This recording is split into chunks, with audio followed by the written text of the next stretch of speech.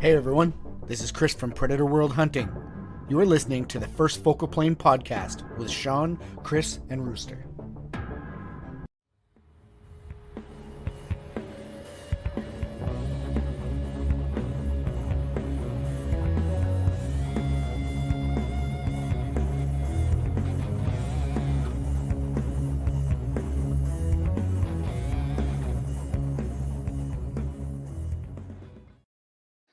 Hello, everybody. Welcome to the first podcast. My name's that's Rooster, and that's Sean. And Chris has had too much caffeine. Hey-o. I got crack right before the show. I haven't been here for a couple of weeks, so I figured I'd come on with a blast. You're pent up, yeah. I'm pent up. That's well. Okay. Hey, welcome to episode 70 of the First Focal Plane podcast, where we urge you to always remember you can pick your friends and you can pick your nose, but you can't pick your friend's nose, or at least you shouldn't. Says who? I mean, if I couldn't pick my nose and I asked you guys, hey, Chris, can you use your martial arts skills and pick my nose? and you didn't, I'd be very disappointed. Oh, the ancient evaluate the friendship right there. Yeah. It's like, I'm reevaluating our friendship just by him saying that. just by thinking that there's some sort of secret like kung fu 5-finger palm technique for picking the nose that you've never been taught. Now you're angry. Yeah, now I'm angry. I'm like, where do I find this secret? I'm gonna go like on some sort of trek in the Himalayan mountains Nepal, now. Yeah. Go up to Tibet and... Master, Sensei, you need Sifu, to teach me I seek the booger technique. Oh, this show's going off the rails real fast. Oh fuck! What have you guys been doing all day? Well, I'll tell you. I'll get into that. Holy schmeckle. Oh, yeah. But before we do, let's pay some bills. Yeah. Hey, do you want to get into the precision rifle game? Why not hit up Shane at EM Precision Rifles to get you a sweet Curtis custom action, an International Barrels tube. I still think that's redundant. International Barrels barrel, I guess. No, okay. International Barrels tube. I know. I got caught up on that last time too. Yeah. Just write your own goddamn ad. Work through it. Well, how about this? Get you a sweet Curtis custom action, an IBI barrel. Yeah, see, and an MDT chassis to spice up your life. Distributors for MDT, IBI, Curtis Custom, Stiller, Trigger Tech, and Macmillan. Shane will price it and Steve will build it. Take your first steps today by hitting up EM Precision on Facebook, Instagram, and their website at emprifles.ca. Don't settle for mediocre like the pre-2007 Saskatchewan Roughriders. That's restricted to the pre-2007 Roughriders. Well, I mean, 07 was when they won that first championship. And then again, in what was it, like 13 or something like that? Yeah. And they've been pretty mediocre since then, too, I'll admit. But they were mediocre prior to 07. Fuck. But prior to 96 or 07, it was what? It was the 80s? 80 something? 87? 80? 88. And 88? then the 90s, we just won't talk about that. And that's then what I'm talking about. The Danny Barrett era came in, and Danny Barrett and Roy Shivers era came in, and we became excessively mediocre with 5 consecutive seasons, either 9-7 or 8-8 record. And yeah, there's a multitude of factors that propose to that. And Kurt's like, "Fuck, this is a gun show, not a sports show." You just out-nerded me. Anyway, I'm writing my resume right now.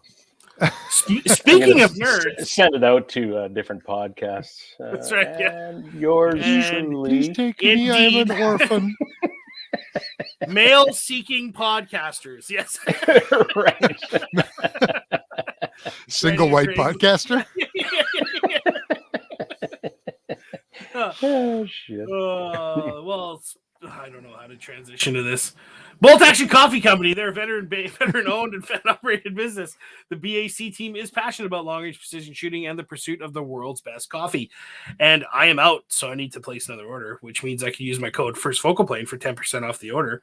By doing so, directly supports my show, which would be awesome. But all the beans they procure and roast are specialty coffee. Chris, what's specialty coffee? Well, oh, sorry. Were you going to answer your own question there? Rhetorical question, Woodcock. Anyway, specialty coffee makes up 2% of the any coffee in the world in any given harvest. So bet you didn't know that. Everybody That's knows actually what I was that. going to say because I've Well, they done do this now. ad read before. Yeah, there you go. Well, specialty coffee provides superior flavor to any other standard coffee on the market today, and it's a truly unique experience.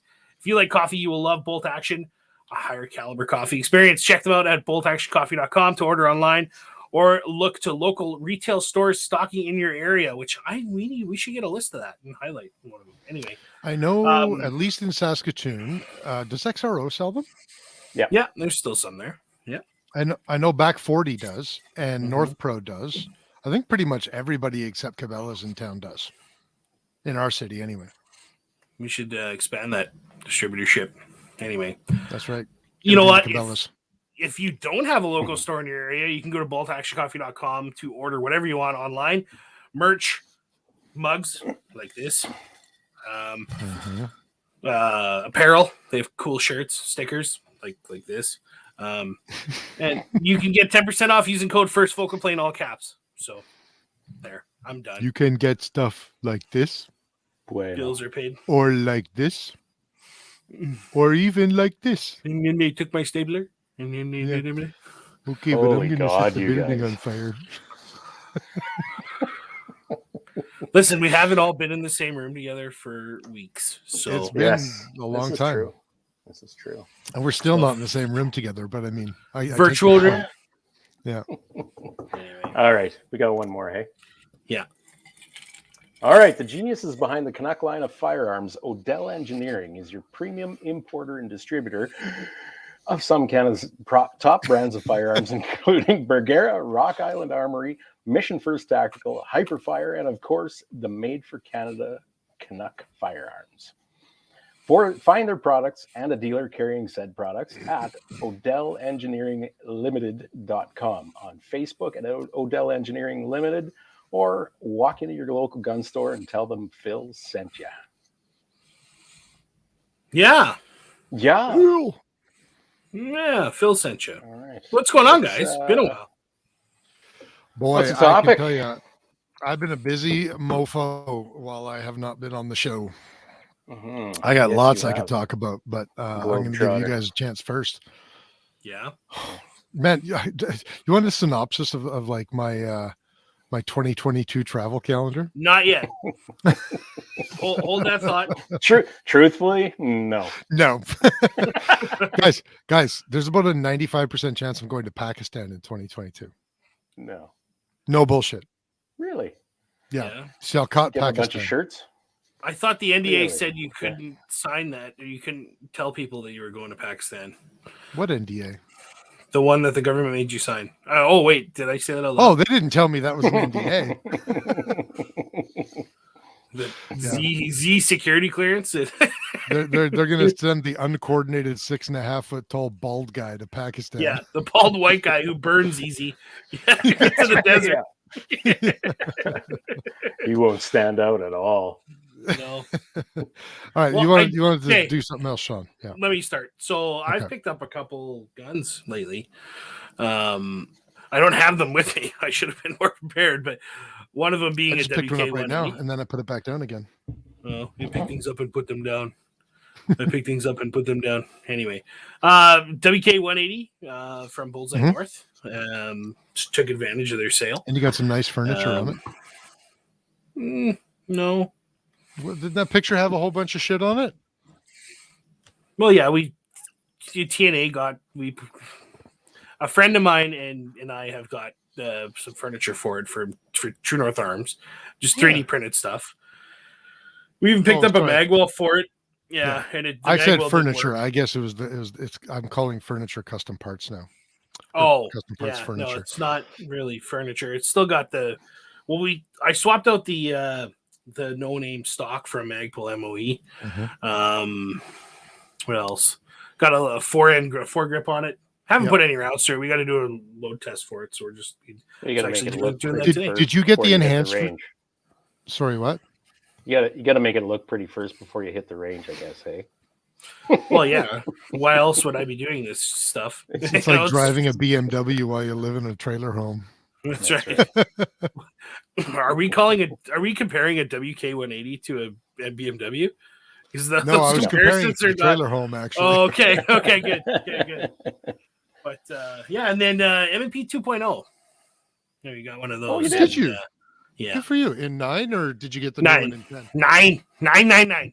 9. I think I would get the new one in 10 if I was to get another one. Yeah, well, this one was used on Gun Nuts. So. Oh. When'd you get that, Sean? Yeah. Gun Nuts. When?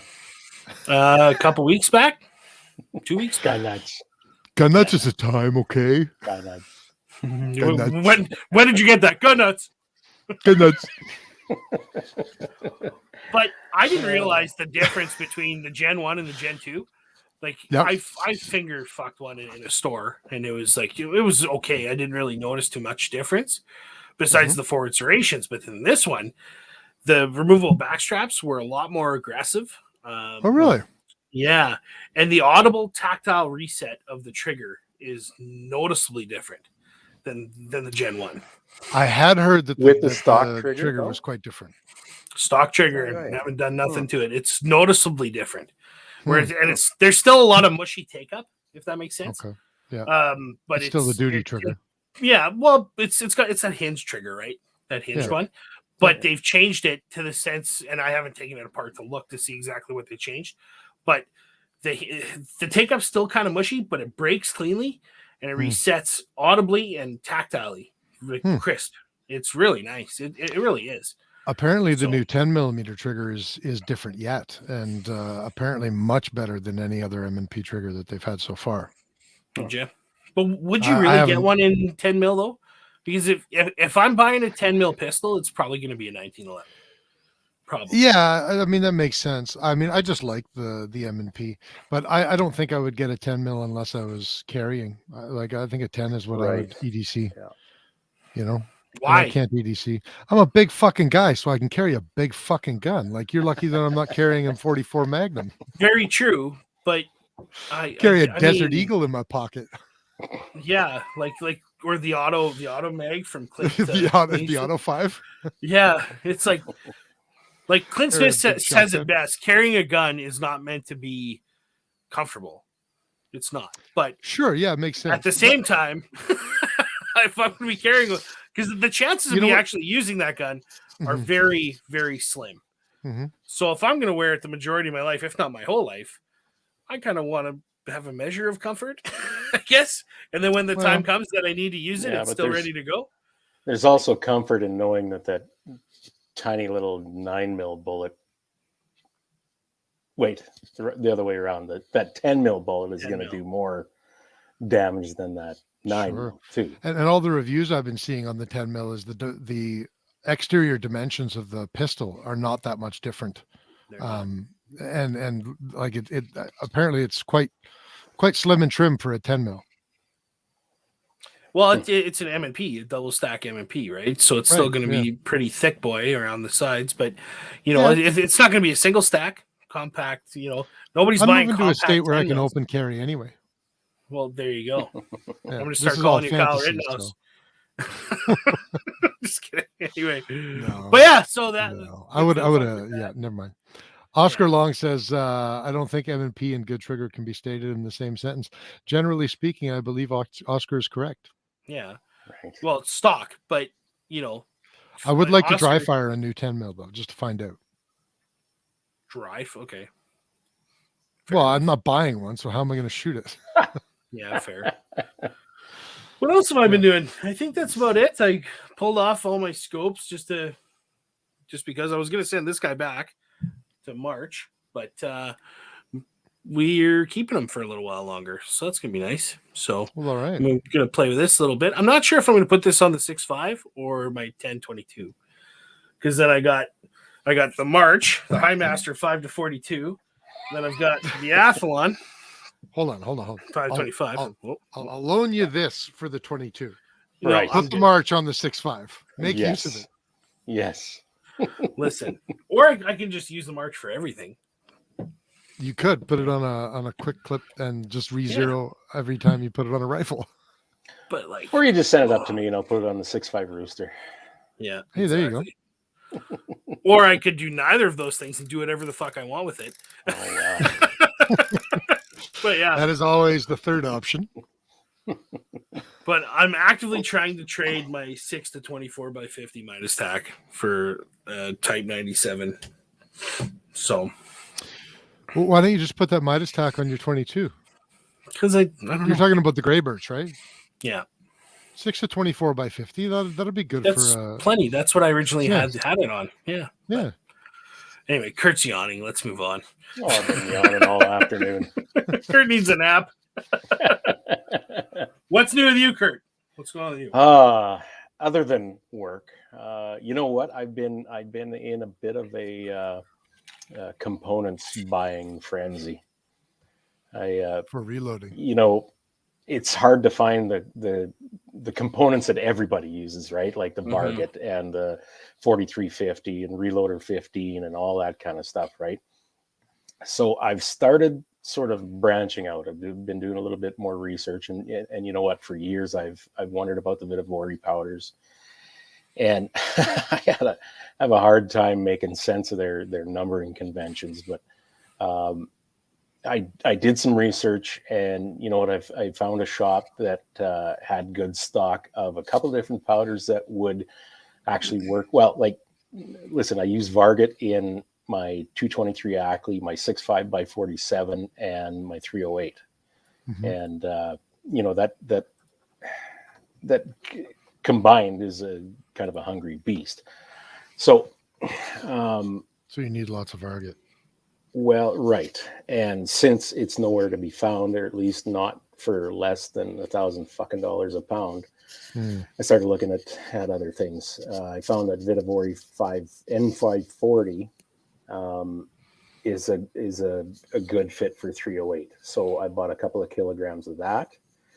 And what is it? N550 is a closer burn rate to H4350. So that's a good fit, like in my 6.5 by 47 with heavier bullets, or my 6.5 Rooster. So I bought a couple of kilograms of that. And just, you know, when I run out of, we had this conversation this morning, right? Our group chat that I'm not confident that this shortage is, well, even a temporary thing. Gonna go away. Yeah. I think we're just getting pushed out of this fucking sport.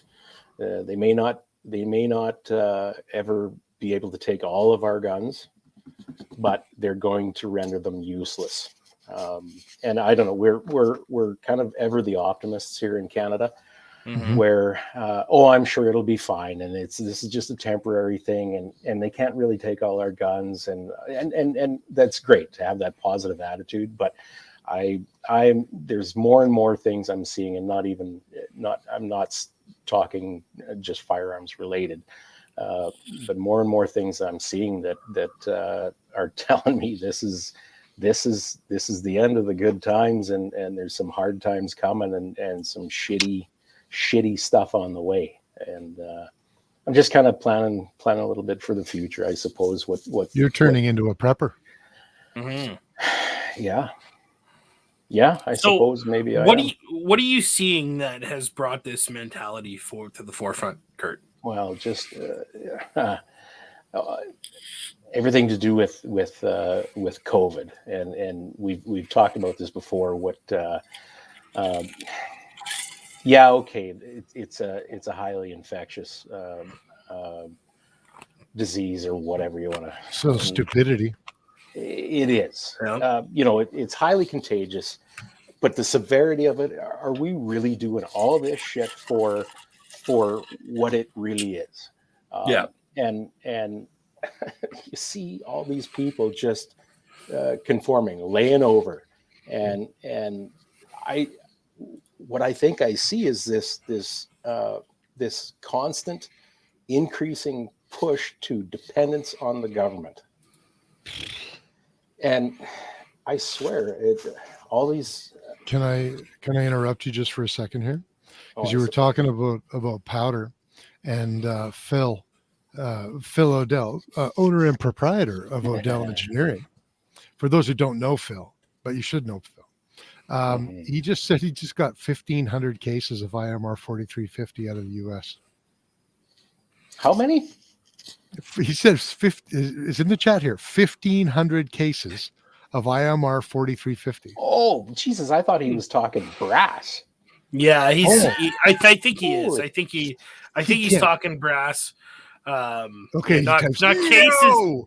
not cases of powder, but actual pieces of brass. Holy smokes! That's a little better. It's like, boys, we're going to Ontario. Well, okay, hang on a sec here. He makes a comment. Just to be old school, I developed an IMR 4350 load for 6.5 PRC. Next comment. I got 1,500 cases out of the US. I'm okay for a while. Because I first saw that too, and I'm like, oh shit, he's got a pile of fucking components. Phil, Yeah. we got to talk. Hey, and then I'm like, oh wait, He's like brass, dude. Is he? He's saying all that now because he just realized that he fucked up and he doesn't want everybody knocking on his door yeah, that's asking right. to buy a couple of pounds of powder. Poor old Nikki's gonna be answering the phone all day tomorrow. Powder. Right. See, like the seagulls from mine. Right. Mine. Yeah. So Okay, speaking 1,500 of brass, 6.5 that's better. PRCs. Yeah. Didn't Phil get in a bunch of the Bergeras He's in got 6.5 PRC? He's got a few Bergeras, the HMR specifically, Mhm. the wilderness that guy rifle. is? I know. He's like, he purposefully made it like slip the 6.5 in there, just knowing that we'd be talking about the Bergeras. That's right. Oh, it's a great platform. He's a shrewd man, a shrewd businessman. Anyway, yeah, I'm just like I said, I'm just seeing a whole bunch of crap that's troubling every day. I think more and more that it's we've seen possibly the last of our fun, the end of the golden age. Yeah, and it makes me worry about years coming up, the growth of precision rifle and 22 and all that kind of stuff, and all these plans that we have to go participate in these competitions and that community growth and everything, right? I can see next year or the following year that guys will still put on these shoots, but hey, who's coming? Well, fuck, I can't find any primers. Well, I can't find any powder, whatever, right? I do think that stuff is more or less going to be temporary. I think it's going to go on for a little while yet, and I'm not saying that prices are going to go back down to where they were, but I think that availability will improve. Prices will never change because now the suppliers know that we're willing to pay for it. Yeah, I hear that. Right? I think that they will go down because people are expecting them to go down, but I don't think they'll go back to where they were. They never do. Right? Yeah. Well, I do think availability will improve. When you're seeing H1000 or Rotumbo sell for $140 in an auction, that's not a good fucking indicator, or not a good. It doesn't bode well. It just goes to show you that people are willing to pay too much for guns. Well, yeah, or a kegger of H4350. Like, if I were to put that in the auction, I'd make out gangbusters right now. Or multiple cases of IMR. Then I wouldn't have anything else, right? Exactly. Yeah. It's like a hot housing market. Oh, we should sell this house. Right. And what? Live in a fucking trailer after. Okay. What are you going to buy in a hot housing market? Yeah. You know what the trick is? You got to read the book, the subtle art of not giving a fuck. Yeah, I guess I got to start reading because I'm starting to have heart murmurs. I've way too many of these conversations lately. Don't worry about it, Kurt. We'll take care of you. Worry is what I do. My wife works from home care, Kurt. She'll volunteer to come wipe your ass for you if you need. Would she? So. Okay. Well, that's what friends do. Are we talking about him worried about the apocalypse, or are we talking about him becoming incontinent?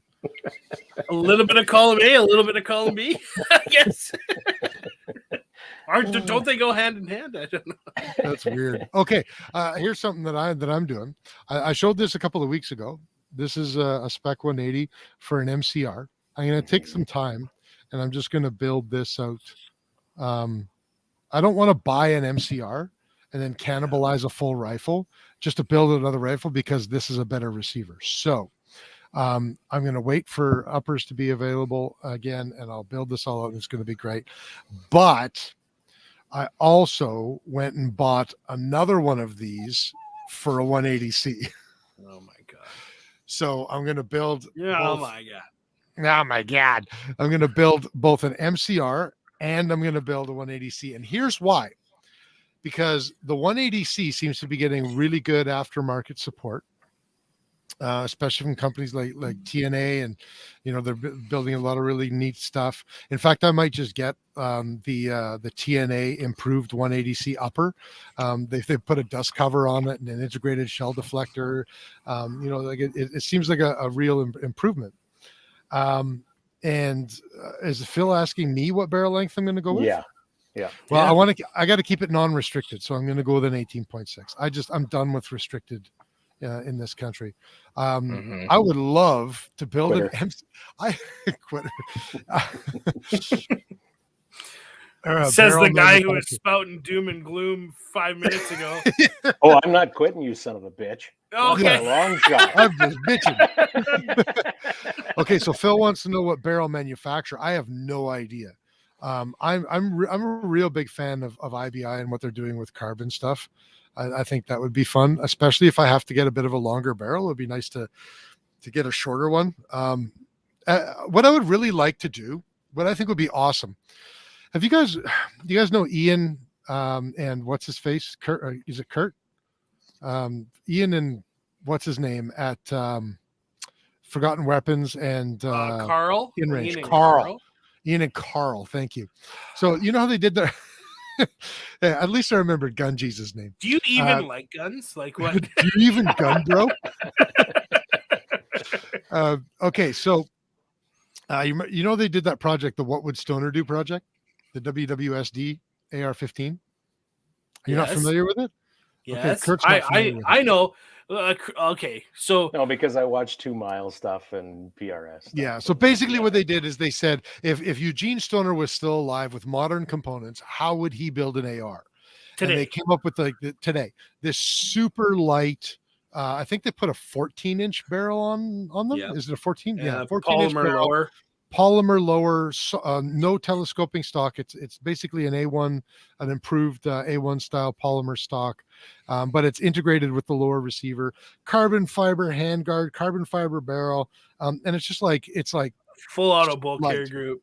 Yeah, exactly. So what I think would be fun would to be how close can I get to a WWSD with a MCR? Okay. I obviously can't do the integrated, but I can do the solid polymer butt stock. Get an IBI. I can't go 14 inches without being restricted. I could go 18.6, but put carbon on it still. I could still put a carbon fiber handguard on it. Put a nice Canadian trigger tech in it. You know? Oh, do I have a deal for you? Nice rifle. Apparently you have one. I actually might take you up on that because now that I've got 2 of these receivers, I'm going to need 2 triggers. We'll try it because I tried to put it into the WK today, wouldn't fit. Really? Oh, it was too high sitting up. So I've heard that, but I don't know if that's the same with the MCR or not. And even Phil says, not sure the trigger tech will fit it. I tried a trigger tech diamond. Yeah. Okay. Yeah. Here's a question. Trigger Tech's Canadian, yeah? Yeah. Yeah. Spectre Limited's Canadian, yeah? Yeah. Hey guys, get together.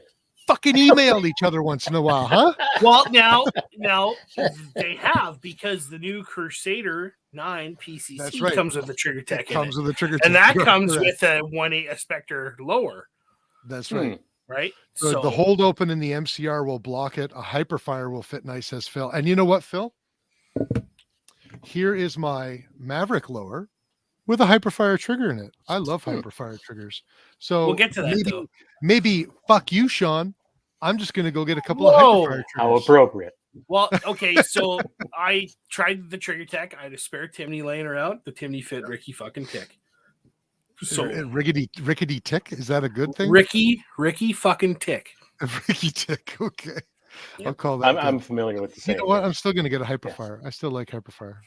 You know Here's what? a question for Phil. Hey, Phil, do any Hyperfire triggers, do they all come with colored springs, or do some of them come with just plain stainless colored springs? That's a real question. Yeah, Legit he's question. the distributor for Hyperfire. Yes. So he says, yes, they all have colored springs.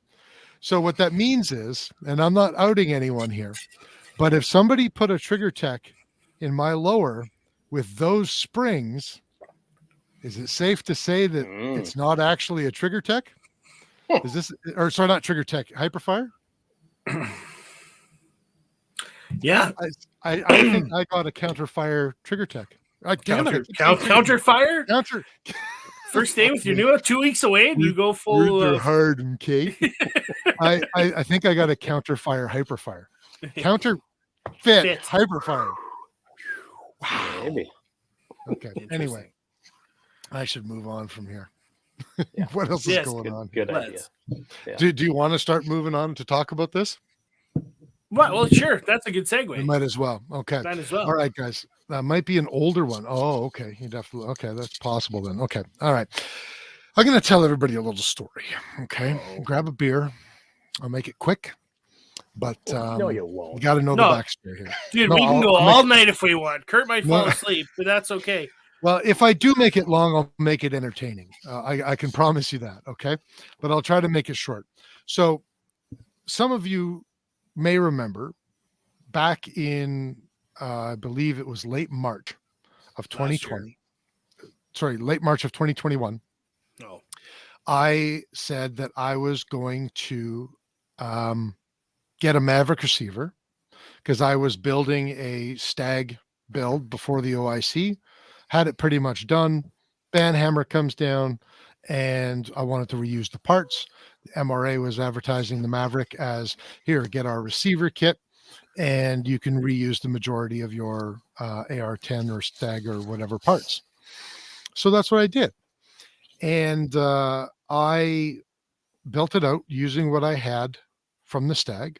And I can verify that all of the parts functioned in a semi-automatic rifle prior to putting them in the Maverick. And I wanted to do a review, like many other podcasters and YouTubers were doing, on the new Maverick, because I thought it was a really cool idea. You know, reuse what you have and just, you know, roll with the punches. Now, before I finish this story, I need to tell everybody that I'm not talking shit on anyone. It's not my intention of this story. I'm just telling people what happened, and people are going to make their own decisions up based on that. So anyway, I built the rifle. I took it out, and on the 6th round, it blew up in my face. Catastrophic failure. That's what happened to your face. I thought it had all healed. That's why I grew the beard out. That's why I To grew the hide the beard. scars. That's right. Well, luckily, and here I've got a Maverick upper here. I can, so you see this slot here, right? So luckily, when it detonated, the majority of the explosion went down the mag well, like by design, and blew the magazine apart rather than coming back at me. The integrity of the receiver held, but because there's this slot here, when it fired the bolt back, some of the explosion came through this slot, and I had, you know, burning gunpowder in the face, and so I looked like a pockmarked teenager for a couple of days. But you know, that's what happened, and I contacted Maple Ridge, and we wanted to figure out what was going on. We collectively on the show decided that we weren't going to talk about it because we wanted to give MRA a chance to figure out what happened, and is this a thing that they, you know, need to be worried about? Was it a one-off? Did I build it wrong? Et cetera, et cetera, et cetera. So long story short, I sent my rifle into them. Metallurgical analysis was being done, and a couple of weeks later, I heard tell that another one blew up. And the interesting part about that is that mine was serial number 70. And the second one that blew up was serial number, I think it was like 72 or 73, maybe 74. And so we were like, oh, those are really close together. That can't be a coincidence. Well, it turns out it was a coincidence. after analyzing both of the rifles, what they found out was that anything other than a mil-spec buffer spring did not create enough pressure to keep the bolt closed. And here's why. The Maverick uses a standard AR-10 bolt. And normally inside, this is a Maverick bolt carrier, but inside of a regular bolt carrier, we all know it's the same with the AR-15. It's inertia driven. Okay. In order to make the Maverick work, and I've lost the piece I wanted to show you guys. This is great radio. I know, right? In order to make it work, they added a little spring that goes on the tail of the bolt. So what you end up with is when the bolt is inside the bolt carrier, it's now spring driven, pushing the bolt into the battery. Into battery. Thank you. Yeah. However, you have to, just knowing what little I know about physics, if there's a spring pushing on this bolt, it's going to want to push the bolt carrier backwards. Well, what stops this bolt tail spring from pushing the bolt carrier backwards is the counter pressure that the buffer spring is pushing the carrier forwards. Well, it turns out, is everybody with us so far? Hopefully. I just want to be very clear on what happened here. So, yes, I know. I don't know whether no testing was done prior to the release of this of the receiver kit on any other types of springs or what happened there, but it just so happened that the buffer and spring that I was using in my Maverick build was a captive spring, a silent spring, the Armor Spec silent buffer for the AR-10. I need to be very clear. I did not buy the AR-15 Armor Spec spring. I bought the AR-10, and it worked in an AR-10 just fine for a lot more rounds than my Maverick did. So the conclusion at the end of all of this was that the Armor Spec spring provided just too little counter pressure, and even though the bolt went into battery and even partially rotated to close the lugs, it did not lock the lugs. It did not fully rotate and did not fully lock the lugs. And I was able to get 5 rounds off. And then on the 6th, upon detonation or ignition of the cartridge, it unlocked the lugs and flew the bolt and carrier open. Flew the coop, if you will. And voila, and you have a catastrophic failure of your firearm. So that was in May, or beginning of May, and I've been waiting for a replacement rifle from MRA since May. It's been 6 months. It's been quite a long time. I know they've had challenges in trying to get parts, like a lot of places have. That's why a lot of people have not seen the Maverick on the market, I think, in the last 6 months is for that exact reason. Well, it finally came. It arrived like late last week. I was out hunting, so I got it out today. Was the first time I was able to test it. And unfortunately, I had multiple failures with this new one as well. Not catastrophic failures, but multiple failures. And what we've realized is this cam pin, the head of the cam pin is perfectly round. Now, maybe that is an AR-10 thing. I've never seen that on an AR-10. There's always flat sides, but this one is perfectly round. And it has gouged into the top of the upper receiver, and like that's very clear. Like you can see where it's wearing the nitriding and gouging and all this good fun stuff, and it caused the rifle to fail multiple times, both loading, and I almost had to mortar it to be able to open the bolt after one of the shots. So I'm done shooting it again. Thankfully, I got 29 rounds out of it this time instead of 6. Thankfully, no catastrophic failure. I will be speaking with them first thing Monday and seeing if I can send this rifle back yet again. and maybe the third time will be a charm, but we'll have to see.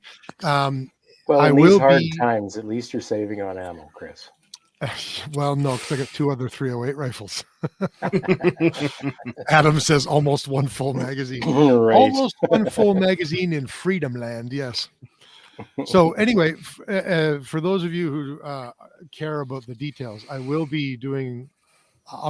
My intention has always been to do a review on the Maverick rifle. At this point, 6 months in the making, I can only make the review based on what my experiences are. So I will be writing that review, and I'm sure I'll do an update to it once everything is all settled. But look for it to hit the site in third quarter 2022. Actually, that's another thing too. I've got 4 videos in the pipe that I intend to have out before the new year, which is like this month. So we'll see. 4. Yeah, you heard we it got here some work to do. first. Yeah, That's right. I've got the Isotunes earbuds review. I've got the Sig Cross review. I've got the WK180C review. What was the 4th one? Oh, the 4th was going to be the Maverick. So maybe It was. Yeah. yeah. So it'll probably still be the Maverick. So We anyway, that's my story. Got to finish up with the EMP rifles mini. Oh, How many? 5. 6 actually, because I'm done filming for the Engage shotgun as I well. was just gonna say, Oh, Canuck yeah. Engage. Yeah, I've been taking that thing out with me every time I go out to shoot another rifle, and then I stop and I shoot it a little bit, and it's a nice little 12 gauge. I got to be honest with you, like it's pretty neat, and I like the telescoping stock on it. So yeah, I'll get. I like the video done CCS too. style, how it just slides in on either side of the receiver. I like Yeah. that. Yeah, it's kind of nifty. I've always liked those stocks on any gun, not just a shotgun, but like first came to love it when I fiddle fucked one of my dad's at the Earth Shop when they had them on the M&Ps. I stopped listening. Or after the you said MP5s. one of your dads. One of my dad's. Well, no, my dad worked for the RCMP in the emergency response team. And so when I was a child, he would take me to work at nights if he had to go fix the robot or whatever. And then all of a sudden there'd be an MP5 just sitting there. And I'm like, yeah, Dad? And he's like, no. No. Do not touch that. I'm like, okay. So I want to address this real quick. So Scott says, I like the Maple Ridge Renegade anyways. I don't like seeing negative Canadian company reviews, but it is what it is. And I completely agree with Scott. I mean, you got to understand, we purposefully said nothing about the thing blowing up in my face for 6 months. And the reason for that is we're not here to trash companies, especially Canadian companies. Canadian companies have it hard enough. And maybe I should acknowledge that it seems very clear to me that MRA is a victim of the government and their timing, just the same as we were. Because if everybody remembers, only a few short months before the May 1st order in council, MRA announced the M762D, which was their entry into the 308 modern sporting rifle category. And I don't think they actually got to sell any of them. I think they took some pre-orders, but I don't think they actually got to sell any of them before the May 1st order in council dropped. And that has got to be a catastrophic drain on resources. And I fully understand that, like, guys, we got to try and make lemonade out of these lemons. What about a straight pull? And I empathize with them. I really do. Well, clearly you wanted to support them too, right? That's the reason. Well, I did. I don't like giving negative reviews. I'm just going to put that out there. I want stuff so that I can say good things, especially about Canadian companies and Canadian manufacturers. The unfortunate reality is, and it is just unfortunate, I've had 2 of them fail, one of them catastrophically. And I just, at the same time, I think that I have an obligation to be honest in my reviews, right? I can't say that something is good if it's failed on me twice. Yeah, and no one is paying us to do these reviews. No, like they're and we're straight up. Where do we get these guns? Well, Canuck gave us the shotgun to give away after we do the review or whatever. Whereas you bought that Maverick from Bullseye Oh, I bought it with your full hard-earned retail. dollars. Yeah, Yeah, exactly. absolutely, I did. Yeah, and even when we get firearms from our sponsor Odell Engineering, the FD12 review, Yeah. I did a good and a bad, because Yeah, you have. Mhm. every firearm is going to have a positive and it's going to have a negative. There's no such thing as That's right. a meets all category. That's right. And I think that's one thing that's important to me as a person who's doing reviews now, is that I have to be honest, but at the same time, like, give me a reason to promote your company, and man, I'll take that opportunity. Yeah. I guarantee it. And we'll run with it. Yeah. Anyway. But anyway, so that's that's a TBD. Obviously, we'll give everybody Chris Scott says, I agree. I'm curious if it's just the Maverick or if people have seen that in the Renegade as well. I do like my face. From what I understand, the Renegade has somebody has no to, problems. Scott. Yeah. Oh, did I say that It is out kind loud? of pretty. So we've tested a Renegade as well. It's not ours. It was a friend's Renegade, and it runs flawlessly. When we did our show from Consort, we were shooting a Renegade earlier that day, and it was fantastic. And I think it's the same old problems that everybody else has had, right? When you're trying to take something that was designed for the 223 cartridge and you're trying to scale it up, there's probably a lot more logistical challenges than there was with the original AR-10 scaling down to the 15. I just have to believe that, right? Mhm. And when you just invested what is probably millions of dollars into a rifle that was made illegal before you could sell it, you're probably just trying to recoup some of that money as well. And obviously nobody wants to put anything out that is going to hurt anybody. I have no doubt that there's no intent for that whatsoever. There's not a chance. No. Yeah. But it's kind of the irony of what our current government does with guns, right? I mean, we got to keep everybody safe by making things so hard on people who use and make and sell guns. And then what they end up doing is they create situations where people are just, fucked, for lack of a better term. And, potentially that could lead to firearms that otherwise would have gone through maybe more testing before being put on the market. Oh, yeah. Or just there are arbitrary use of changing the FRT whenever they see fit, Absolutely. It puts a lot of pressure on manufacturers. And, case in point, there's talk of another ban coming down the pipe here, adding on to the ban that happened in 2020. But, like if they ban those, man, goodbye Canadian gun industry. It's Yeah. Anyway, Phil says that direction had lots of issues too, meaning from the AR-10 to the 15. I can only imagine. I'm glad I'm not. I'm glad that guys like you, Phil, that are smarter, do all the engineering stuff, because I'm not. I could never do that. But, we stay in our lanes, right? Yeah, we stay in our lanes. We just talk shit on the internet. We'll let That's the smart guys design things. They do all the engineering. So yeah. There's that. Should we? We're a little bit late to the party, but should we talk? Oh, we got time about Rittenhouse? Yeah, a lot has happened since we all got together. Chris, why don't you sum up the Kyle Rittenhouse issue? Yeah, well, I mean, a lot of people have done it before. I mean, I ended up watching probably close to 10 hours or more of unedited courtroom footage, and listened to a lot of the testimony and a lot of the shit show that was the prosecution. But the prosecution some of it was just my favorite part of the whole trial was when they called I forget the guy's name, but they called somebody. The prosecution calls this guy. He's the prosecution's witness, and they're trying to at this point still paint Rosenbaum, the pedophile, as a victim.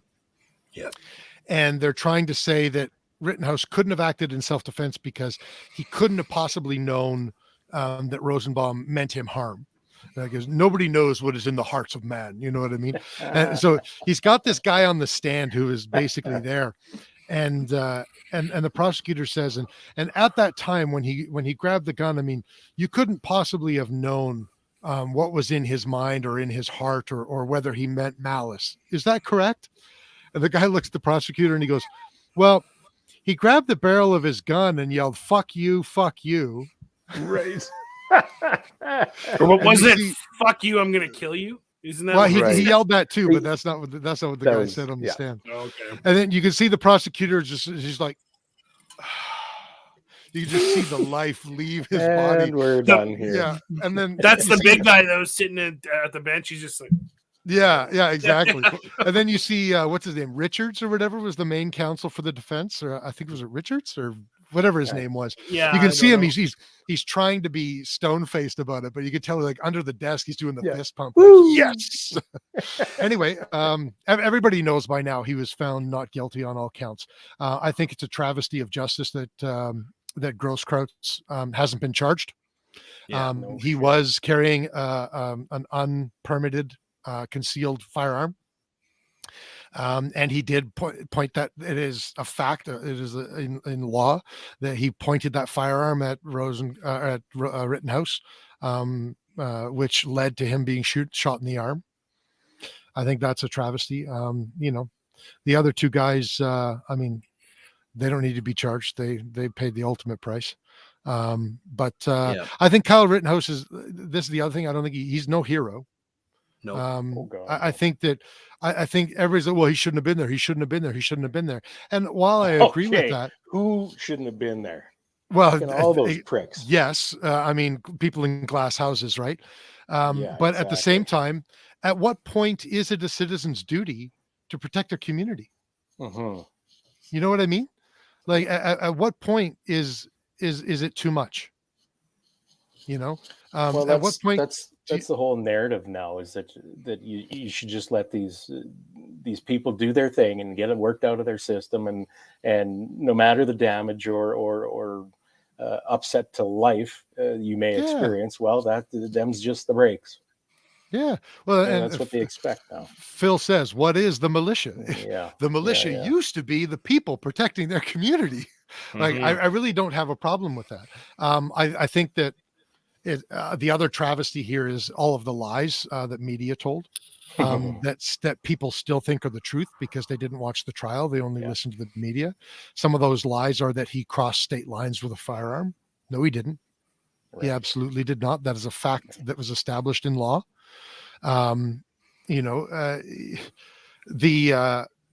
Man, there's just too much. Anyway, I cannot wait for the lawsuits to come. I 100%. man, I want to 100%. see that unfold. Oh, I have no illusions that Kyle Rittenhouse is any sort of hero.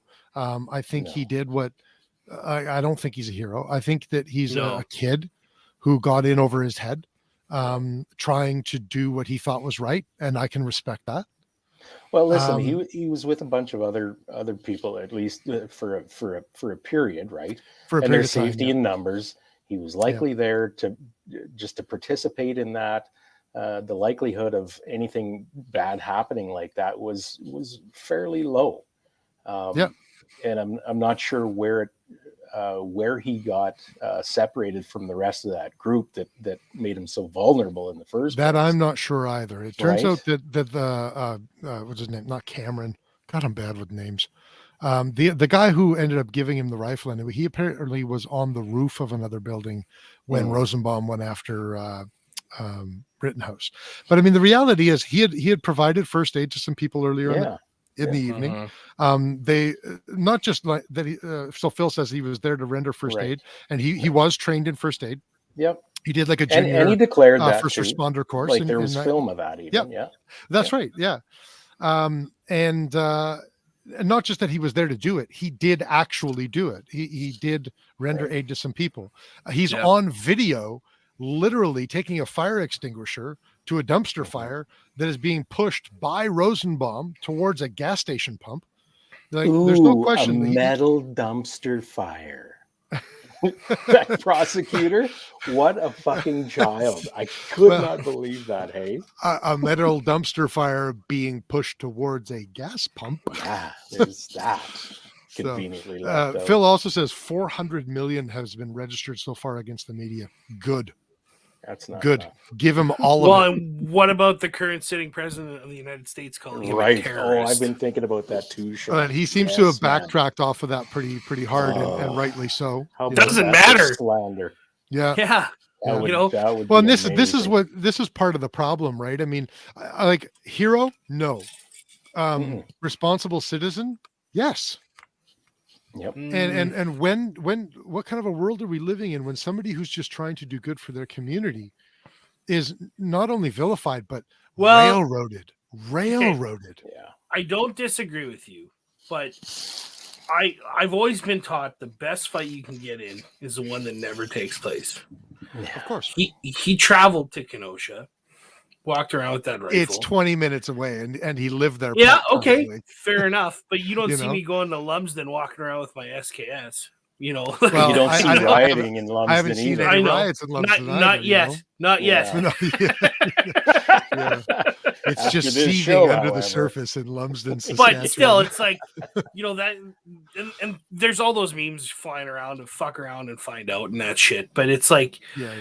I'm a little conflicted. I'm happy that the guy that the kid is he still has to live the rest of his life knowing that he took the lives of two shitbirds, right? Yep. But he's a kid. He's still a child. You know, I feel for his parents, man. Like, if it were my son that That's did a that, tough like, way to grow up. yeah, like that's unreal. He's not a child anymore. He's 18 now. No, but he was 17 when it happened. Yeah, but he's still a kid, man. He's 18. You know, Stop making when I was excuses for young people. That's what's wrong with the world, Sean. That's right. Grumpy, get off my lawn. Yeah, like really, like I love the fact he was there helping people in that, but yeah, you know, you went there looking to pick a fight, and he got into one, and if ifs and buts were Did he candy and really? nuts, you Like- know, and everything else. yeah, but exactly. you have to wonder if I forget his first name, Rosenbaum, a man who is convicted of 11 counts Fuck. Yeah. of sexual interference with a minor and 5 toddlers. Between the ages of 8 and 11. And I'm sorry, we're not just talking about we're talking about the real disgusting shit. Okay. If that piece of shit of a human being was not there and hadn't gone after him, That's right. what are the odds that Rosenbaum would have been, Rittenhouse would have been able to finish out the night, providing some first aid, putting out a couple of fires, Yep. and maybe deterring some people from destroying some buildings? Otherwise incident free. Exactly. Yeah. Yeah. Phil says Pretty fucking 87 days in prison will age you. Absolutely. I heard a little snippet of him talking about what prison was like for the first, I think it was like week or two that he was in prison. He didn't have any running water. So he said that there was a shower in the room and there was a toilet in the room, but there was no running water. So he apparently went to his first court appearance without having showered for like a week. So, yeah. But I know anyway, what Kurt's that's feels Rittenhouse. like after not showering for a couple days. Fuck, I couldn't imagine him showing up to a court appearance at or I anything. know, right? Can you imagine? At least Like, here, son, have some baby wipes. You know? I smell like Yeah. grumpy old man and Old Spice. Oh, probably a lot more grumpy old man than Old Spice, Probably. though. So anyway, that's Rittenhouse. Copenhagen The and civil whiskey, stuff will be yeah. interesting Yeah. to hear about. Should we talk So about the next what one? about, yeah, what about Ahmaud Arbery? Ahmaud Arbery. That's So something I'm gonna say right off the bat, Kyle Rittenhouse, like the majority of the BLM riots were absolute bullshit, and that does not mean that there are not racist people in this world who do racist things. And I think that Ahmaud Arbery's case is a legitimate example of that. So 100%. their defense essentially was that they thought that he was, well, first of all, this is a black up guy to no good, who is taking up to our no good. jobs. Exactly. He was jogging. I forget what sport he played, but they said that he was basically jogging to stay fit for whatever it was, football or baseball or whatever. But he was jogging through a neighborhood that was under construction. 3 of the residents there, a father, son, and their neighbor, thought that he was involved in some of the thefts that have been going on recently because he was running. They thought he was just like trying to get a skedaddle. So they chased after him with a truck. The father and son chased after him with a truck while the neighbor filmed and tried to citizens arrest him, even though it was not a legal citizens arrest. And when he tried to fight and flee from his aggressors, they shot him in the chest with a 12 gauge and killed him. So they were on trial. They have now been found guilty. I think the interesting part about this trial, just like the video footage, Rittenhouse never should have gone to trial because the video footage is pretty goddamn clear. Right. And I think that, the police, the only reason he was charged was so that there weren't more BLM riots. Otherwise, I think discretion would have been used. Arbery is just as cut and dry. I mean, the neighbor filmed the whole goddamn thing. Yeah. So their defense was based on the two-part definition of citizens arrest in Georgia. And the first part of the definition is very similar to Canada, is that in order to enact a citizen's arrest, you have to find committing, meaning you have to see someone in the act of the crime. And the second part is that if the crime is a felony and the person is attempting to flee, then a citizen has the right to chase and or detain that person when enacting a citizen's arrest. The defense hinged their entire case on the fact that two-part definition was an either or, meaning you can either find committing, or if the crime is a felony, you don't have to find committing. And if they try to get away, then you can chase them. And if they fight you, then apparently it's self-defense and you can shoot them with a 12 gauge. So they, in their opening statements, flat out said, we are not claiming that they found committing. We are admitting they did not find committing. Oh boy. We will be proving in our court case and blah, blah, blah, blah, blah, that they met the second part of this definition, in that theft over 5,000, whatever it was, that they suspected him of being involved in, is a felony, and therefore they had the right to chase and detain him. And when he resisted them, they had the right in self-defense to shoot him and kill him. So the judge dismisses the jury and then basically says to the defense, he's like, you've misunderstood this definition as far as the law goes. And I need you to know that I'm going to be bringing the jury back in, and I will be charging them, meaning I will be instructing them that this definition is not an either or. You have to both find committing, and if you find them committing a felony and they run, you can chase and detain. It does not mean that if it's a felony, you don't have to find committing. You still have to satisfy the first part of that definition. And the defense was like, Your Honor, our entire defense is based on this. And if you tell this to the exactly, if you tell this to the jury, you are essentially de facto awarding a judgment for the prosecution. And the judge was like an issue.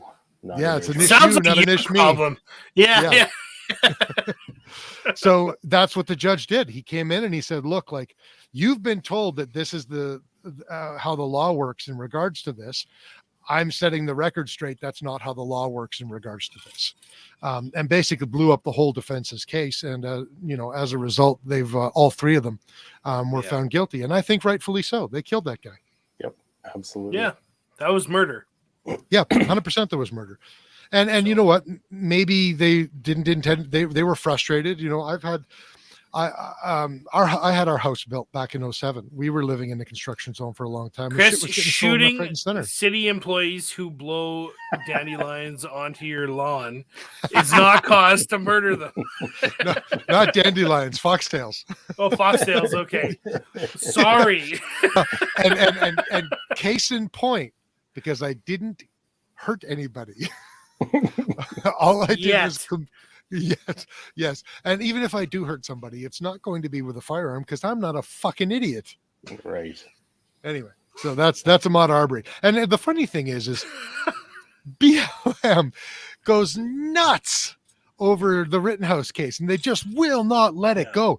And there's people that like to be honest with you, they're uttering threats over the internet. They're like, who wants to join me and beat this kid's ass? Like, are you fucking kidding me? Like, that's what led to the other guys getting shot. You fucking dolts. But so BLM loses their mind over that, and at the same time, the Ahmaud Arbery thing is going on, which BLM could legitimately be upset about, and it's fucking crickets when it comes to Ahmaud Arbery. Tell me Kyle Rittenhouse isn't going to be strapped for the rest of his fucking living days, hey?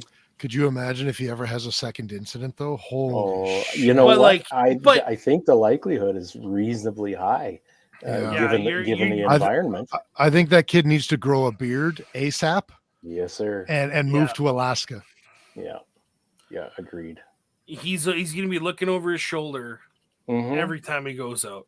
Yeah, until his stupidity stops, at least, anyways. And I don't know when that's going to happen. If that stupidity stops, I don't see an end to it. Huh. Anyway, who's the Debbie Downer now, Sean? That's right, hey.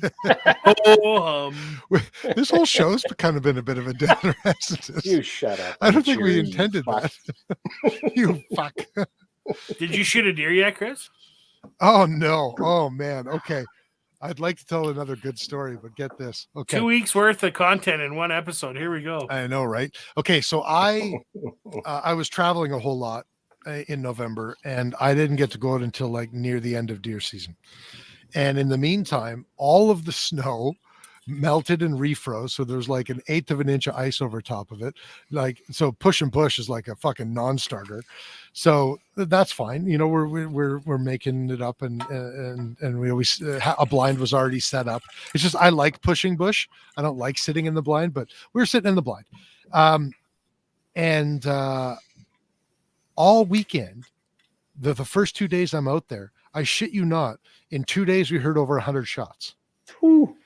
And we're not talking about single shots. We're talking about if there was one, there was at least 3, sometimes as much as 5.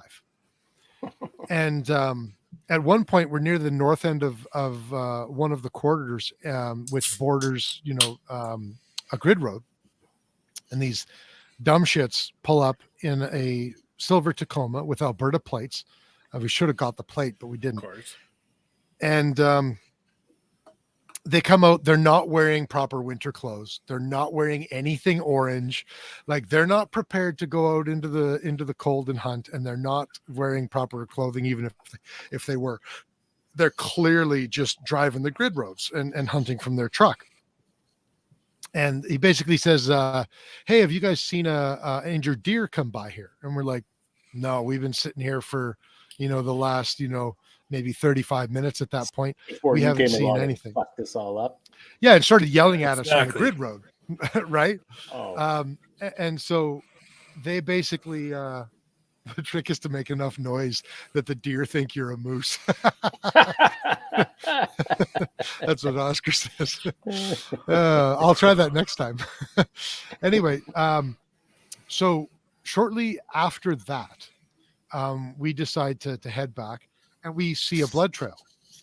So we start following this blood trail. We track this blood trail for over 30 minutes, and we decide, like, okay, that's enough. We're going to go back out to the main trail because it's all through the bush, and it's literally like one drop of blood, like every 7 to 10 feet. Like, there's not a severely injured deer. And so we're just like, these guys are shitty shots. They must have just, grazed this thing. So we go back out to the main trail. We're walking maybe another 1.5 kilometers, and we see where the trail crosses. There's a little blood drop. So we actually picked up the trail again where it crossed our main trail back to our camp. And so at this point, it's like 2.5 kilometers or so. There's no way that this deer's just it's keeping on running. Like, it's not injured enough to lay down, and it's not injured enough to die for sure. And so we sort of realized that these dipshits were running around, I don't know, like holding their rifles sideways or something, and just popping shots off left, right, and center for 2 days. And obviously injuring some animals. I doubt that they harvested anything. and they basically scared everything off the property. We did get lucky enough one day. We were out, so my friend and his niece and I, and his niece is still young. We saw a nice old buck with like broken horn or broken antlers and everything, and like it was his time, but he was big, he was long. And she uses she's still young, so she uses 308 that are lighter loads. Okay. So she takes a shot, and the deer skips and starts running away. And immediately I'm thinking, fuck, does that, like, it was a pretty good distance, like 220 some odd meters. And I'm like, does that 308 not have enough jam to put that deer down? And we didn't want to go chasing it. So I took a shot at it. And it dropped basically where I shot it. And we're walking up and I'm feeling bad because I'm like, maybe I shouldn't have taken a shot at it. It's her deer, And we start field dressing it, and so it was traveling one direction when she shot it, the other direction when I shot it. So each of our shots went on different sides of the deer. So we were able to kind of see where things were going. And it was 100% sure that mine eviscerated, like just destroyed the lungs. Okay. So that's great. That's all fine and good. And we're still thinking that like we'll find like her bullet in the shoulder or something like that. Well, we get to the end of the deer, we take the heart out, and he's just kind of looking at the heart. There's a perfect hole about this big in the left ventricle of the heart. She fucking ace shot it. We're talking about a 13-year-old here. She ace shot it right in the left ventricle. It was dead. It's just none of us knew it. So there's no way that I needed to take the second shot at it. But, anyway, so I did get to shoot the cross at a deer, and it was a good shot. So I know that the cross can hunt. So I'm happy with that. The only other one we saw the entire time we were out there was a yearling. Like he had little spikes on him about this long, and I just didn't want to shoot him. And then, to top it all off, a pack of wolves has moved onto the property. No. Well, they're running around, and their tracks are everywhere, and they're just covering all the land. And so I think that's another reason why we're seeing a lot less deer this year. Because usually, like that deer, that property is teeming with deer. If a pack of wolves, a beer, a 13-year-old, way to go, Phil. Yeah. So I think between the crunchy snow, this is my excuse. This is what I tell myself to make myself feel better. Let's have it. Yeah. Between the crunchy snow, the pack of wolves that's moved onto the property, and the fucking morons from Alberta firing 100 shots in 2 days. They're just, and the North Pole moved about 800 miles. Yeah, and because of the global warming, cats and dogs living together, and the atmospheric rivers. The atmospheric rivers. What a stupid concept that is. Anyway, it's fitting though with the way things are now, aren't they? Isn't it? Oh man. Anyways, that's my excuse for why I don't have a deer so this year. Wolves, you say? I think. Yeah, I think we found a winter hunting trip, buddy. Well, I was kind of thinking the same thing, but he's like, well, a buddy of his dad's. So the property is technically his father's, right? So a buddy of his dad's was telling a friend of his who is a trapper, and the guy wants to trap the wolves. He does. What that guy don't know won't hurt him. No, right? I don't know what happened to him. They must have just realized it wasn't a nice place. They moved on. Yeah. What's that? As I'm wearing my wolfskin hat.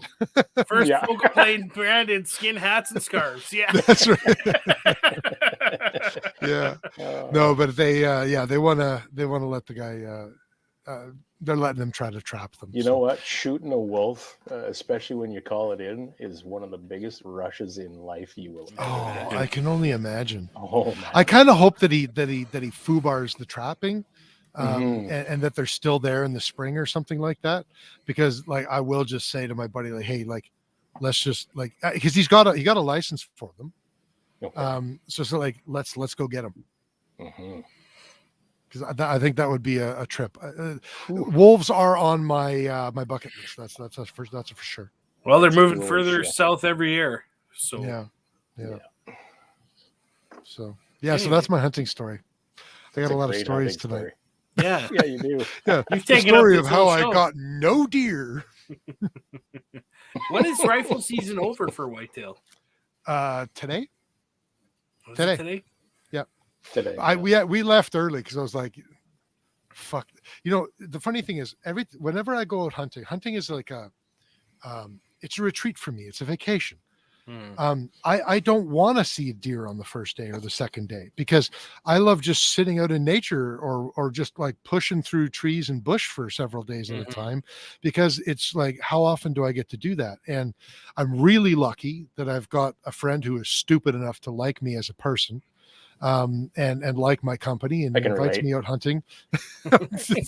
He invites me out hunting on their on their land every year, and they've got one of the most beautiful properties I've ever seen in my life. The river's running through it, and it's paradise on earth. And I don't own it, so I'm blessed that he wants to allow me on it.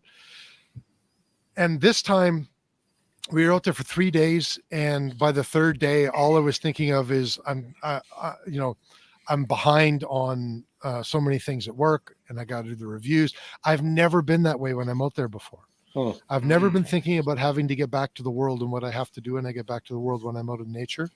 And this time I was, and there's everything else that was going on. It was just, maybe it just wasn't my year. I suppose everybody's got to have one. Yeah.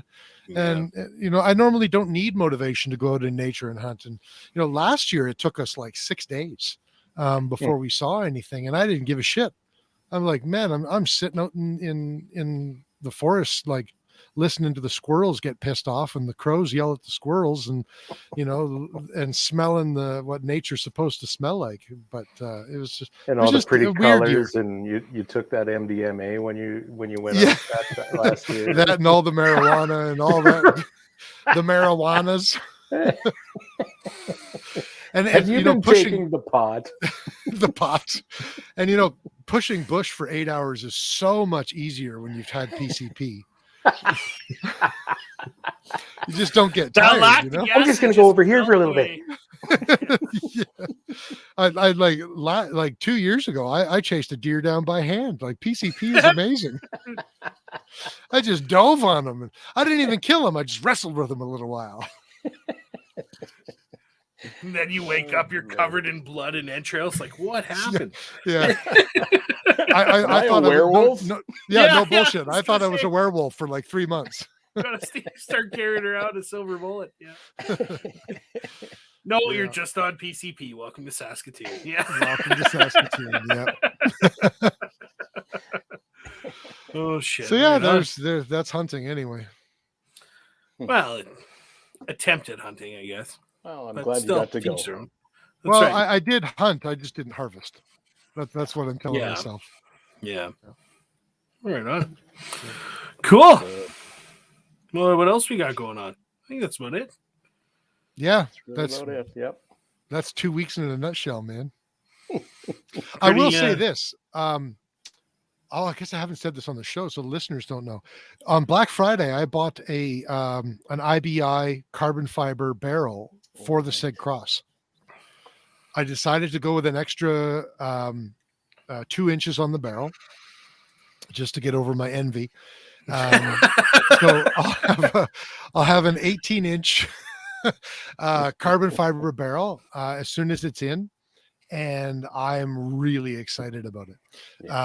Because I'll tell you, I did get a deer with that cross. That barrel's good now. You can yes, take it off. And I'll tell you, carrying that thing around. So first of all, it's with a fully loaded magazine. It weighs under 8 pounds, which I know for hunting rifles, like synthetic stock hunting rifles, that's not unusual. But this is like a fully modular, with a pistol grip and it's all aluminum and everything. That's pretty goddamn light for that type of rifle. And Had a carbon fiber. Carrying it around was just like a A breeze, dream. like a dream. Like I could push bush all day. It's like I'm not even carrying a rifle. So I'm Then you really throw excited. PCP on top of that, and and you don't feel nothing. any pain. Yeah, there's Nothing. nothing. Jesus. I shot myself in the toe. I still don't feel anything. Anyway, just for the record, RCMP, we do not condone using drugs while hunting or with firearms. Yes, correct. Just so we don't get canceled. Correct. Yeah. We've been canceled already. We're a gun show on the internet.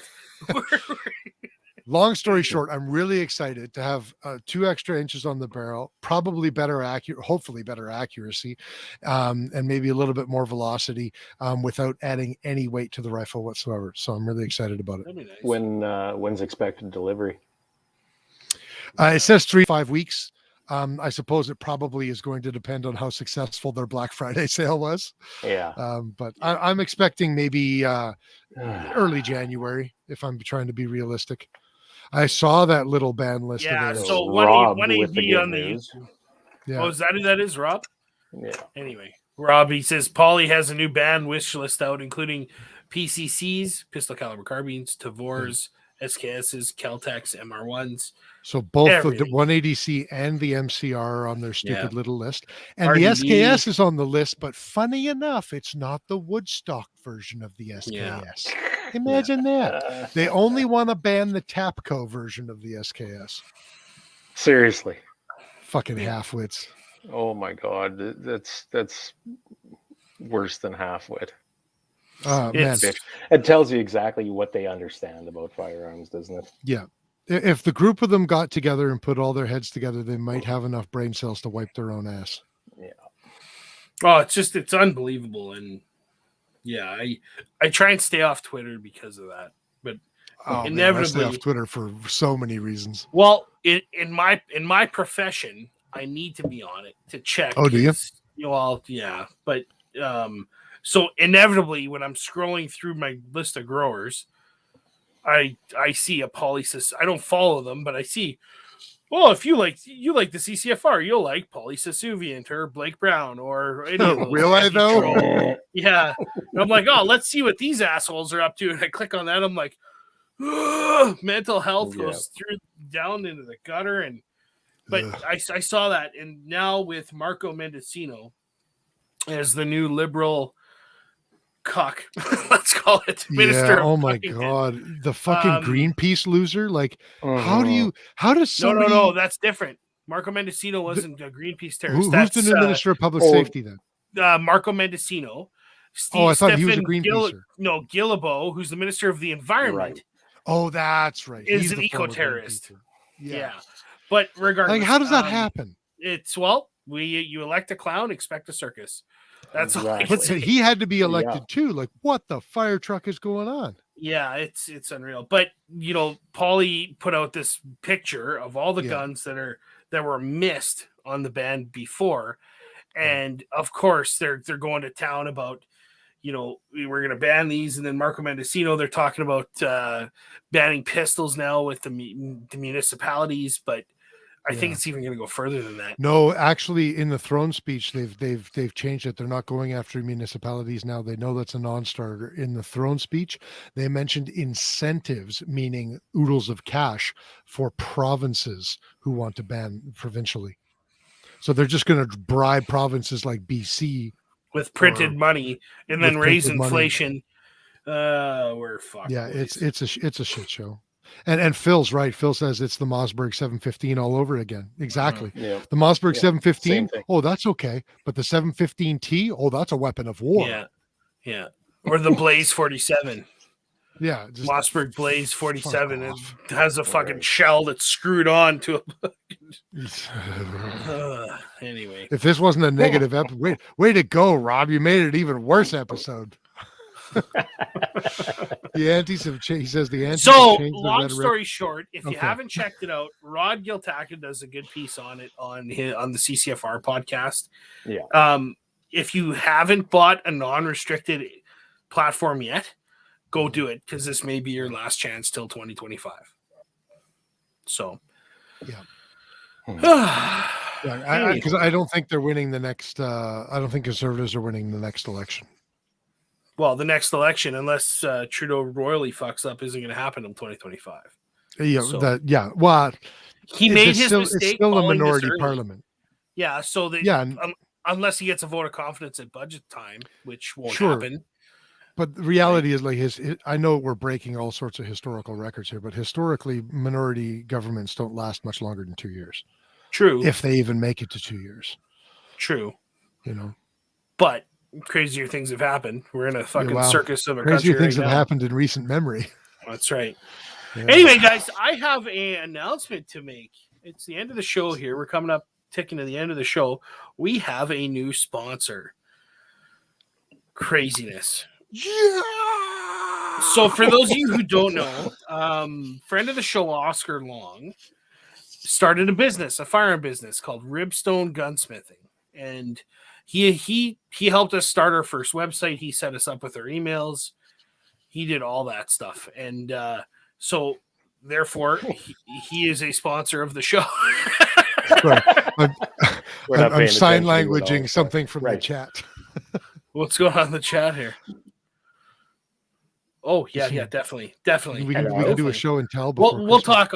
I'll phone you, Phil. We need to do Anyway. a 12 Guns of Christmas episode. Absolutely. Yeah. But yeah, What, show the Ribstone government Gunsmithing. everything I got? Yeah. Okay, back to Ribstone. Sorry. He's Okay, out of I'm sorry. he's out of Zara, Alberta. Ribstone Gunsmithing, firearm refinishing, general firearm work, rebarreling, any of that shit. Oscar's your go-to guy. So he's got a website. If you Google Ribstone Gunsmithing, 2 words, it'll all be there, and he will fix all your shit up. So General firearms connoisseur and expert. And he's not as grumpy as me. sometimes, He does wear Well, he is an tighter old pants, gunsmith. though. yes, and cowboy boots. And Right. cowboy boots. Yeah. But I'll say this. I mean, it doesn't really matter what segment, what category of firearms you're talking about. If he's not an expert in it, he's at least well versed in it. He seems to know about every type of gun that there is on Earth, Yeah, So- yeah. Well, Yeah, no you blame kidding. him? which a good gunsmith should, right? that's right. Right. Yeah, so check him out, Ribstone Gunsmithing. He'll fix you right up. So, also, guys, if you haven't yet, check out the show, facebook.com/FFP podcast. Leave a review also wherever you listen to the show. Leave a I don't- good review. Well, if we're doing dog shit, let us know. If you don't Yeah, like but the we're show, not. This is fucking gold. this is audio gold. I think This if is you had- Audio easy and to hear. I video. think you've had too much of that shine.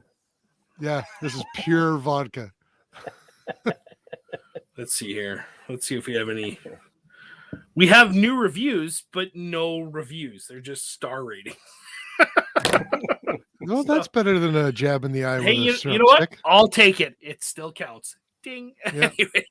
Tick. There you go. LMAO, a fair review. No, I That's don't want a right. fair review. I Also, want a check 5-star or nothing. we have a pretty kick-ass website, guys. Yeah. ffpp.ca. We have blog posts where Kurt's done up a few. Friend of the show, John Rogers, has been going crazy there, doing some of his stuff. Yeah. Plus, if you want to rewatch any of the episodes, they're all on there on YouTube. They hot link right to YouTube, so check it out, ffpp.ca. We'd love to hear from you guys. Also, if you have questions, info@ffpp.ca. Yep. We haven't gotten any ever, so guys, That's ask. right, we haven't. Yeah, just ask. Ask Oh, us, man. like this guy If- here. Wait, this guy. Oh, where's it? This guy here Uh-huh. is a reloading god. So, Okay. ask us. If your I was a questions. listener right now, I would send an email to info@ffpp.ca and just like the most asinine email I could possibly think of, just so we We will have to read read it. it on the show Yeah, because word it's for the word. only email we've ever gotten. Oh, Yeah, word great. for word. Guess what we're getting? Yeah. That's right. Challenge accepted. Gauntlet has been Right. thrown down. And we have a few guns we're working on to give away too. We got earbuds. Yep.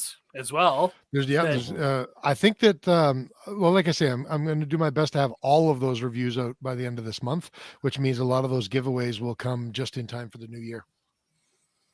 There you go. And we might just do them all in one foul swoop. We'll see. Yeah, who knows? Yeah, we'll see. We're kind of flying by the seat of our pants this year. So We'll have a bingo night. Yeah, exactly. Just a teaser. The IsoTunes earbuds, I loved them. They're awesome. Better than the Axles or whatever. I've been using them for, you know what? The Axles are good. Axles. I think if you get the Axles to fit properly, they do have better noise reduction. But they're more difficult to get to fit properly. Like you have to squish the foam properly, and they got to expand properly. The got to lube them up, talk to yeah. them, play some Lionel Richie. IsoTunes, no foreplay. It's just like pop them in and go. And I've actually really in the ear. I actually really like them. And I took them hunting to test them out. And when you turn them up, when you're sitting in a blind, and like every little snow dropping off of a branch, you're like looking around. I'd go crazy. Is that a deer? Yeah. They're pretty good, but I mean, don't turn them up all the way, or you'll. Do you normally wear ear pro when hunting? Nope, this is the first time. Oh, okay. I've never. I'm worried with something like that. It would just amplify the paranoia. Oh, that I always hear. Oh well, if you have tinnitus, maybe it would. Yeah, but you should try them out someday. Or in my case, those little voices that I hear all the time, they might just amplify there. So if they do, well, there's those two. The PCP. The PCP. Hunting on PCP and what it means to you. Anyway. That's my next video. That's our next blog post. PCP hunting. PCP and hunting. What does it mean once to you? they ban all our guns, we're going to have to chase them down by foot anyway. So, grab on. Performance enhancing drugs. For hunting. That's right. Just running around with a knife in your teeth. Yeah, knife in your teeth, jumping out of the trees, and just like putting the blood on your face and fully naked. All right, folks, thanks for joining in. One last bill to pay. ScoutVid, they're an interactive platform for youth of all ages to showcase their talent, mainly driven to hockey kids that are looking to get drafted. But if you want to put together a reel or a show, check them out, scoutvid.com, Facebook, Instagram. They'll put together a highlight reel for you. Check them out. If you want to make an impression on anyone, they give you the tools to get noticed. So also, guys, a massive thank you to all of our sponsors. Fresh new sponsor, Oscar at Ribstone Gunsmithing, Miles Carey Cappy, call sign 66, Shane and Steve, EM Precision Rifles, Duncan Rob, Bolt Action Coffee, Phil Odell Engineering, Doug and Nisa, Mark Scopes, Warren at Scofid. Thank you in a measurable amount. See you next week. Bye. Wait, I gotta hit the button. Hit the button. Bye, guys. Later. He was yelling so much he wasn't ready for the outro. I was not ready for that. I've been sitting quiet for an hour and a half here, and you guys are finally getting. Had you been ready? If you had been ready with the outro, that would have been the best ending to the show we've ever done. All right. I'll work on it next time. Later, guys. Bye. Bye.